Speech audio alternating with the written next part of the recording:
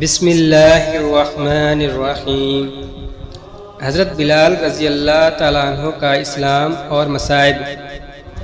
حضرت بلال رضی اللہ تعالیٰ عنہ مشہور صحابی ہیں جو مسجد نبوی کے ہمیشہ مؤذن رہے۔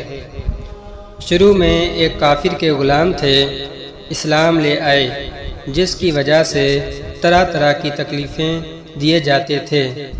امیہ بن خلف جو مسلمانوں کا سخت دشمن تھا، ان کو سخت گرمی میں دوپہر کے وقت تپتی ہوئی ریت پر سیدھا لٹا کر ان کے سینہ پر پتھر کی بڑی چٹان رکھ دیتا تھا تاکہ وہ حرکت نہ کر سکیں، اور کہتا تھا کہ یا اس حال میں مر جائیں اور زندگی چاہیں تو اسلام سے ہٹ جائیں، مگر وہ اس حالت میں بھی احد احد کہتے تھے، یعنی معبود ایک ہی ہے۔